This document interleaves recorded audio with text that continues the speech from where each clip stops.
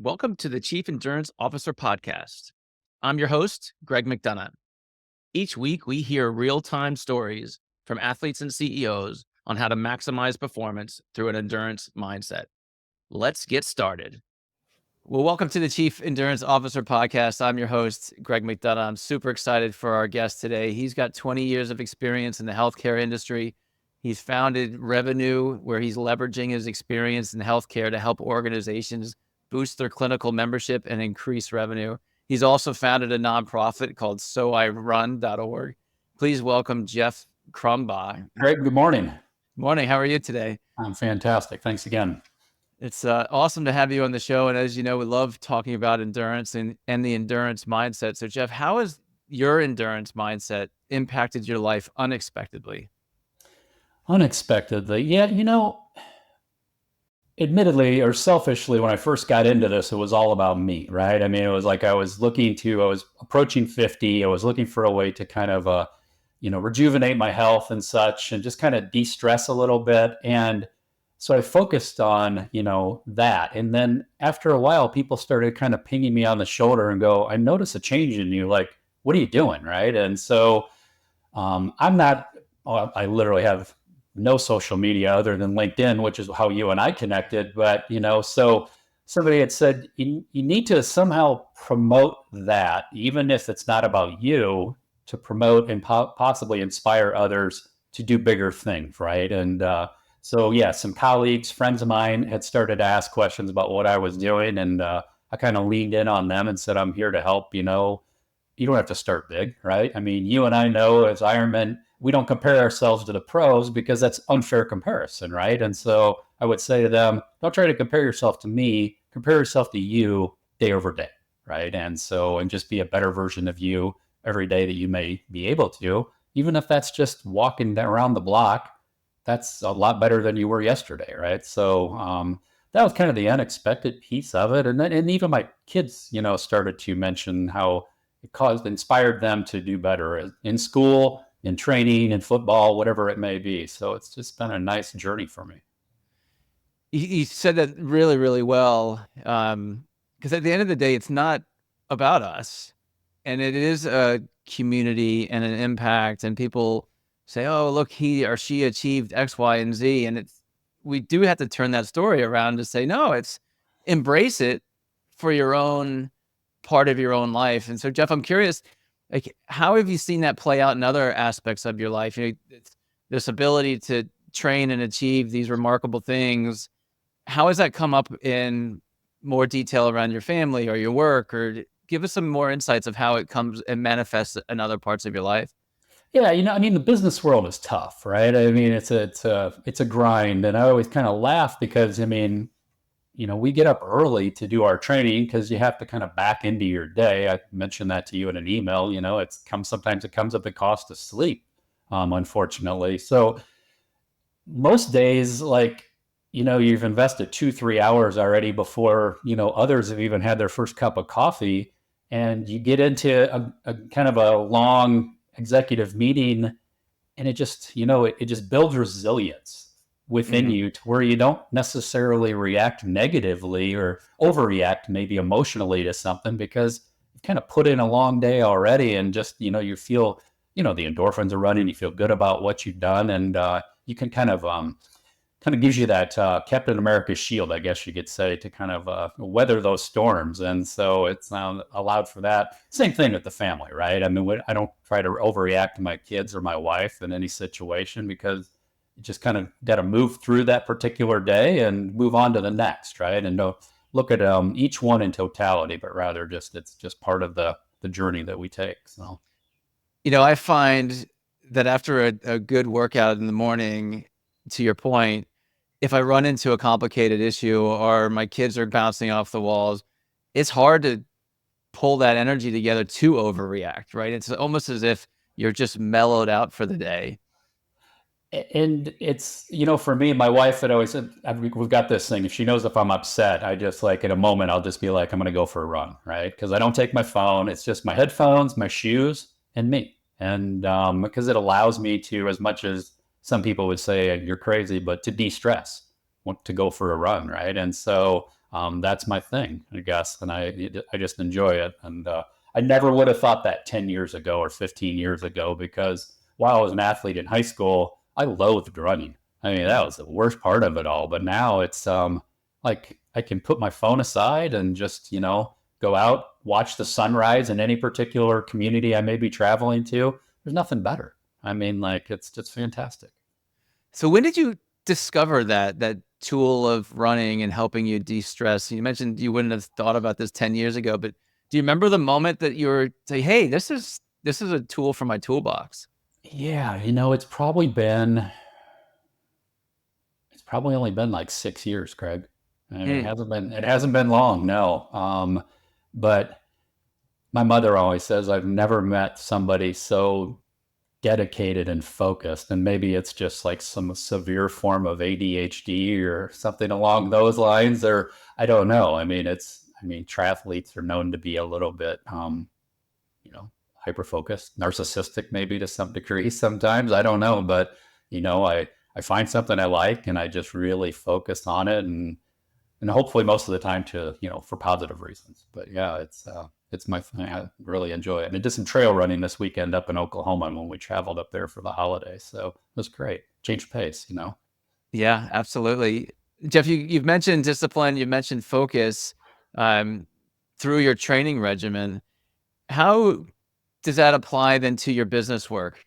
You mentioned earlier about sitting in a meeting and not overreacting, but almost from the training perspective and discipline perspective and your habits, talk to us about how those relate, your training habits and discipline to your business and your work life. Yeah, I mean, so because there's so much to do in a day, being very regimented and scheduled with things, that has really helped me too, because I can have all kinds of ideas when it comes to business, right? But I've learned to become, like, as I mentioned earlier, focused on what the important stuff is, building the foundation, and then kind of sprinkling in the others as we go along, while doing them in the proper order too, right? I mean, because we don't just become triathletes, dive in the pool and swim 2 miles necessarily, unless you're a swimmer by heart, but that's something you got to train into, right? Or go run a marathon right off the couch. That's something I would ever suggest to anybody.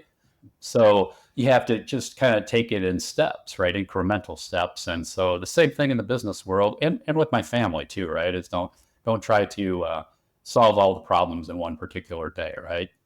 Break them up into little bits and pieces as you go along, and then the race at the end, whatever that competition may be, is just a celebration of all the preceding days, right? I mean, really, when it's all said and done, with your family at the finish line to help you celebrate. I mean, like I had mentioned to you, I did one of my Ironman with my family, had a conflict and no one was there. It was like super bittersweet, right? You cross the finish line and you just like get your medal and you go back to your hotel. There's no necessarily enjoyment because you don't have everybody to celebrate with, and that's what it's really all about. You're totally spot on. Last year I did Ironman Wisconsin, and it was the first time that I've traveled to a race with just by myself. And I remember the day before, like laying out all my gear and getting my bags ready, the transition bags, and I missed that second set of eyes, that third set of eyes. Like, Daddy, you got your run shoes, you got your bike shoes, you got this. And to your point, when you finally cross the finish line, it's oh, there's no one to hug. I mean, Yeah. I'm sure I could have found somebody to hug because we're all so excited about finishing.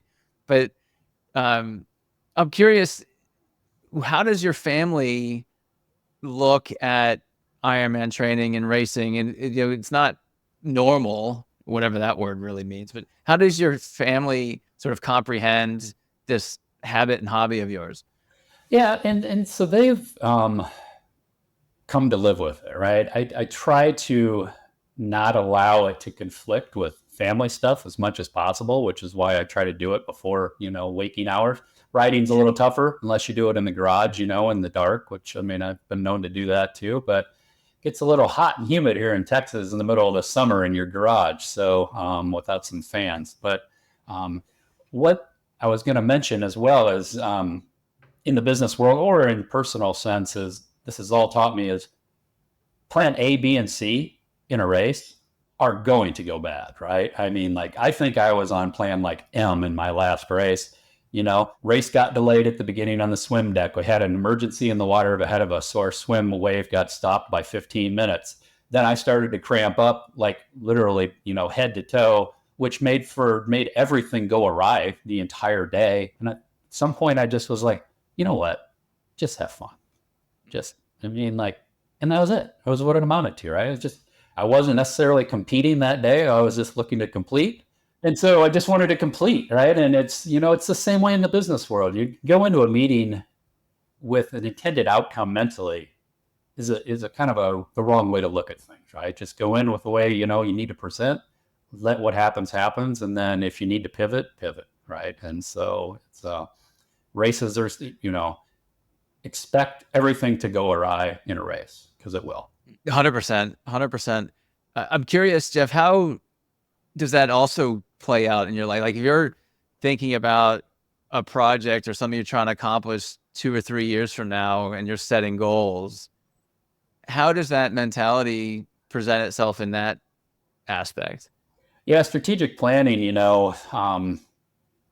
becomes a little fuzzy. I mean, especially the further out you go, right? I mean, because business objectives, especially when you're consulting with somebody, their objectives can change on a whim because they aren't really mine necessarily. So I'm advising on those. I just have to be, amenable to whatever their needs may be at that particular moment, both tactically and strategically, and just, be ready to pivot to that next particular goal that they may have too, right? And just be flexible with it. I think that's just the best way to be in life, is just not be super rigid. And even with training, right? I mentioned I like to be regimented in my training, but I also need to be flexible. And like today, when I mentioned it was raining, well, biking in the rain, it doesn't work out so well always, right? So you have to pivot to bike indoors, or you just go for a run instead, whatever it may be, right? Don't beat yourself up over it, because it's just one day in a long list of many that's going to come in a particular training cycle. So, I'm happy you mentioned that. Like, being able to forgive yourself for missing a workout or not being in the mood or whatever. Life happens. And, very early on in my training career, I would try to like double up workout. Like I'd miss the Tuesday swim. And so you get to Wednesdays, like, I'll get the swim in and then I'll do my run and then I'll do this. And next thing you know, you're injured in 3 weeks. And it's because you haven't built in that progression that you need. And so I have found that being able to forgive yourself has a lot of benefit when going through your plan. Now, granted, missing your long weekend things can be, challenging for sure, and throw your coach into a fizzy. But the point you made there was really, really well said. Yeah, I think grace is just something we should all adopt. If we could give ourselves and others grace in our daily life, it would probably make things all that much better for us as a society too. So, 100% right. Jeff, I touched a little bit on what you do professionally. Can you give us a little bit more insight? Yeah, thank you. 20 some plus years ago, I had gotten into healthcare. Had been in financial services actually, and pivoted into healthcare kind of on a whim. I got a call from a friend of mine saying a particular carrier, when in my home state of Iowa, where I was born and raised, needed some assistance in growing their Medicare plan as well as their individual plan. So I got into it and have been in it ever since. I worked for a number of different payers throughout the industry, have since, and as well as for a number of large clinical organizations throughout the country, predominantly in the Medicare space, right? I love the ability to work with the people who have made this country great and give them the healthcare benefits that they have both earned and deserve, right? And there's nothing better than to sit down with somebody who may have lived through the Great Depression, or fought in World War II, or the stories they have are just amazing. And then to have them say to you, thank you. You have helped me have the energy to be able to maybe, go for a walk with my grandchildren. And I'm like, well, it's all on you. You deserve all the praise and all that. We're just here as just kind of a facility to help you do that, right? But that can recharge my batteries for days. So working with those people, since pivoted to Revvyknew is the name of my organization, that we're just working with organizations throughout the country to help them grow their patient base and or their patient panel to be able to help more people. There's 70 million Medicare beneficiaries almost in the country. And many of which don't even know what their options may be, right? And so it's working with them, and it's very fortuitous and gracious. And then from on the opposite end of that, with the non for profit is trying to work with children, right? So I think children and seniors are fantastic, and they're largely taken advantage of. And so I want to be able to do what I can to try to help them. I'd love to jump into the foundation in a minute, but I'm still curious around healthcare. And as an aging person who's facing health, daily, and becoming more aware of health and biometrics and those types of things, what do you see out there in the industry that would be helpful for our audience to know when dealing with healthcare, et cetera, et cetera? I think the biggest thing is, the industry has changed. When you and I were kids, it was this hierarchical relationship with your doctor, right? Doctor standing over you, kind of maybe not necessarily shaking their finger at you, but, kind of dictating to you what you need to do. And now it's more of a partnership, at least with the organizations I work with, right? Because people embrace that better.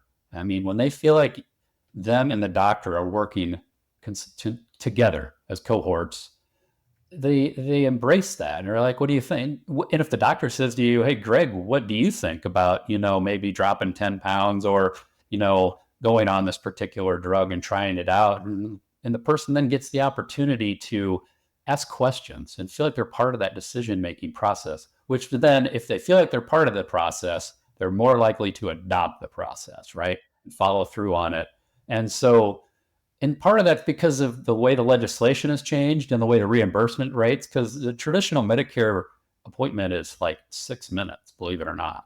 I mean, now some of the organizations I work with, they're 30 to 35 minutes. So a patient can get in there, they or one of their loved ones or a representative can be in the room and ask the questions about what may be going on.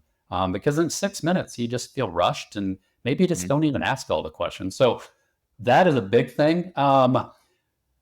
Technology, RPM, or rapid or remote patient monitoring, as they call it, with all the devices we have and the information that it can gather, I don't think at this point they fully know how to operationalize all that data that they're collecting. But at some point they will aggregate it all and be able to like ping you on the shoulder and say, hey Jeff, within 4 days, there's an opportunity you might have a heart attack. I mean, I think that is coming at some point in time, with AI kind of wrapped around it.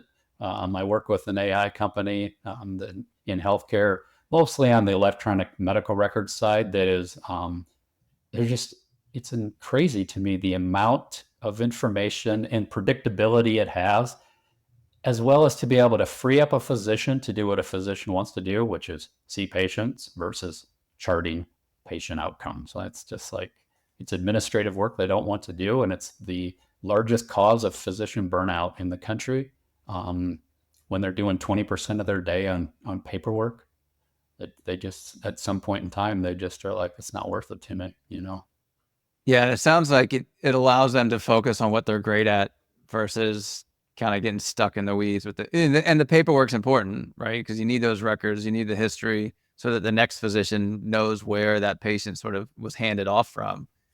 Yeah, but there's no reason we can't use technology to be able to alleviate them from ever having to necessarily do that anyway. And even if AI today isn't perfect, when you correct it like a child or like an employee, it learns immediately. And it's like, oh, yeah, I did that wrong. I'll do it better next time. And it just does. There's no opportunity for whether it will or won't. It just does. It learns, it moves forward. It gets better, it gets better, it gets better. I mean, I used it with my physician recently. Didn't tell her I was using the app. And then she sends me her SOAP notes anyway, which are basically patient notes from that particular outcome. And they're always very cursory because, like I said, they just want to get in and get out. And I showed her the outcomes from mine, and it was like 5 pages of our transcription, what her advice may be, all the billing codes associated with it. And because we weren't integrated with her EHR, it didn't push it into their system, but just showed her. And I have a meeting with them tomorrow about getting that onto their platform, because it was like fire to her. She's like, this is crazy. Like, because not only did it do a better job and alleviate her from having to do it, but it also removed any compliance issues because of things she may have forgotten, because she Mhm. only does it once a day. Some physicians do it once a week. That's incredible. That's a great story. You mentioned monitoring, and where my mind went was to wearables. Are you a wearable guy? Are you an Aura ring? Do you like track data? Like, give me a sense of what data you're tracking. I am a data dork, but when with training, I focus on, because your Garmin watch will tell you so much, right? I mean, like, your vertical oscillation versus your forward momentum versus your all of that. It's interesting, so I'm aware of it, but I don't focus on it. I just focus on basically my RPE, my pace, and my stride count is what I really focus on. But I have gotten 90 days for a CGM. I tried one of those out once. I don't have diabetes. I'm not pre-diabetic, but I wanted to see what foods affected my blood sugar spikes, because there are some foods that just, or sometimes I'd eat and I just don't feel well. So I was trying to identify, was it due to a blood sugar spike or was it due to something different, right? So that was interesting. I've done a lot of that other stuff. I don't have an Aura ring, but my Garmin watch is kind of my go-to, and I wear it most all of the time. I think some of that other stuff is interesting, but I also think it's distracting to some degree. My coach will call me, kind of like, you mentioned your coach. My coach will call me and just say, hey, like, we need to maybe focus on this a little bit more. Maybe get your wattage up on the bike a little bit or something along those lines. So I let him be my guide. People are always like, why do you have a coach? You need somebody to inspire you? I'm like, no, I need somebody to like keep me between the guardrails, because without them, I'll go run 15 miles a day for no apparent reason, because I think more is better. And I know that's not right. Yeah, and we should jump into coaching for sure. It's just a quick add-on to the Garmin. In fact, my ride this weekend, it was my run this weekend, and I had my heart rate strap on and my Garmin watch, and I just was convinced my heart rate was not as low as my watch was telling me. And so my debate for an hour was, is the watch reading it off the wrist, or is it actually connected to my heart strap? Yeah. Yeah. And to your point, you get over, and then you start not really enjoying the run, and then Right. everything just sort of shuts down. Jeff, you brought up your coach. How long you've been working with him or her, and give us some other inside Yeah, info. so my intro to Robbie was, he and his partner have a podcast, that it's called Crushing Iron, and they are out twice a week, and they have been like clockwork. Speaking of being regimented, and predictable, they do it twice a week, every week, and so kind of got my intro to them through that, and I like what they have to say. It's kind of a hands-on, hands-off approach. He's like, it's all about you. I'm there to push you, but I'm not going to try to like kick you in the butt. And he's not one of those guys that runs next to their people during the race and screams in their face whatsoever. He's slapping high fives and just saying, man, have fun. That's his big thing. Have fun. So I've known Robbie for 5 years now. He does not. He lives in Kansas City, Missouri, previously in Chattanooga, Tennessee. But we've met half a dozen, 10 times. Whether he's traveling through this area, I've gone to see him. But I'd consider him a close friend. And like I said, we've only met less than 10 times face to face. But that is an important part of my package, because without him kind of telling me, that pointing me in the right direction, I don't know where I would be. I really don't. Sure. Yeah. Any favorite stories or impact that he's had? Anything in particular that you thought it was one way and he suggested another, or recovered from a X or Y? Yeah, well, I had my own fair share of recoveries from soft tissue or other injuries, but the one thing that sticks out to me that always try to remember is, one time during COVID, we couldn't, none of us could like compete, right? And we're all itching to do something, and like, so I think it was actually this weekend, many years ago, the 4th of July weekend. He's like, hey, we're just going to all go out and do a self-supported 10K. He's like, here's the deal. I give you the ability to fail. Just go let it rip. I'm like, oh yeah. I don't have to worry about failing. I don't have to worry about disappointing Robbie in that case. And not that Robbie would ever be disappointed, but I didn't have to have that concern. And it started my mind thinking like, people are always afraid to fail. I think people are afraid to succeed, because failure, that place they're at that moment, they recognize it, right? That's like that, that homeostasis, like your body, right? It's happy there. Now let's to remain there, right? Mm. But if I succeed, it's like when you get done with your first, full Ironman, you're like, well, now what, right? Do I do a double? What do I do? Do I do like the Wisconsin 70.3 in the full, day over day? So they don't like that, throws their minds into kind of a tizzy. So that's kind of how I approach that. And a big takeaway from Robbie. Yeah, that I really appreciated. Really well said. That people are afraid of succeeding. It's if you use the imagery of climbing mountains, you almost get nervous of what the next mountain's going to look like because you're coming up to the crest of the first Right. one.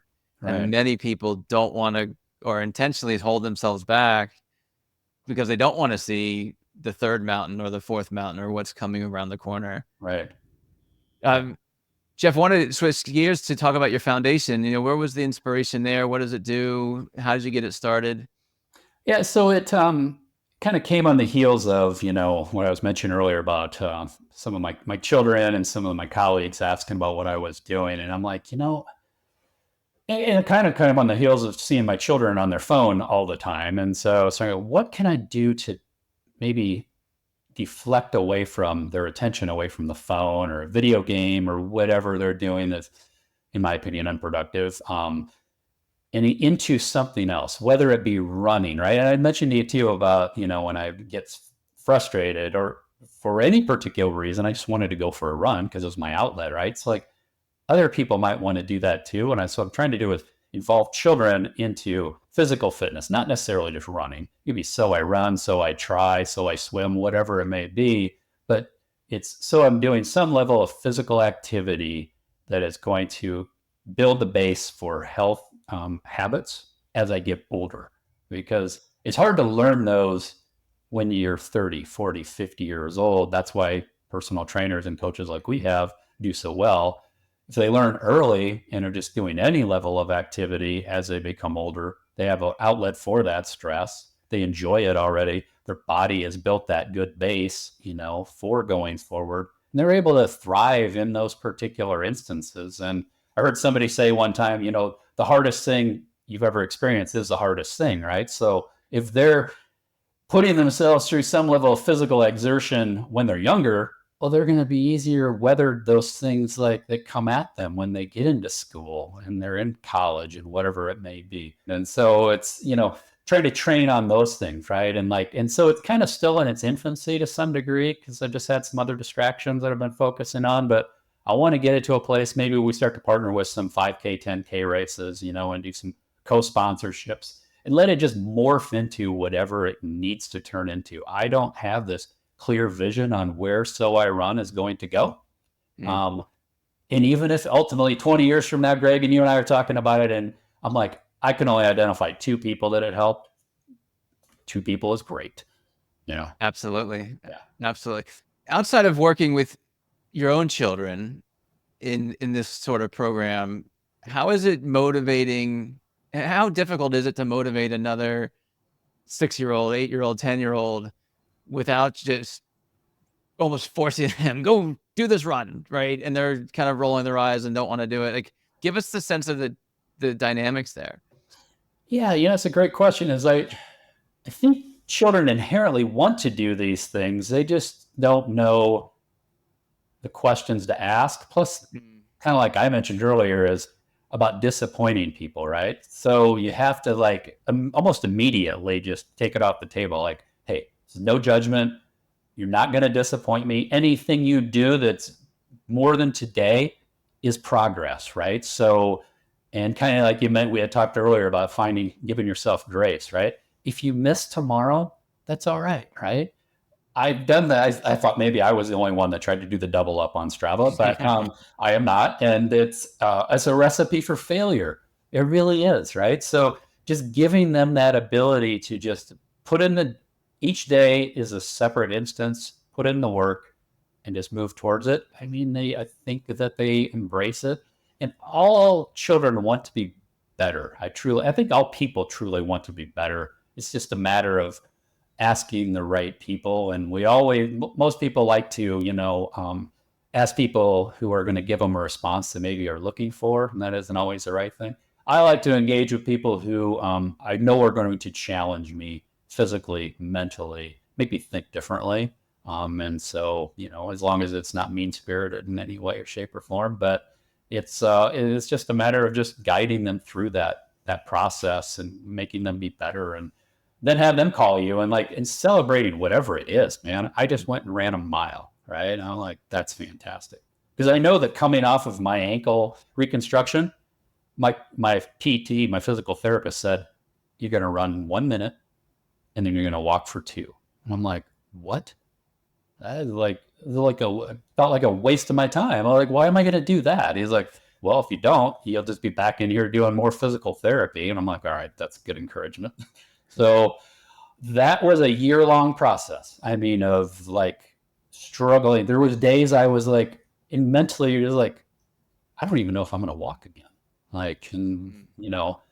You will, but at that moment you can't, right? And so you have to work through that and just be very, very patient and diligent and looking at the long term. And I still struggle with it. It's still a problem. So Yeah, it's hard to slow down at times, right? It's almost back to doubling up workouts or going an extra 10 miles or going an extra this. And you get outside of your coach's sort of workout zone, and usually it ends up in something bad, right? Usually pull a muscle or some other.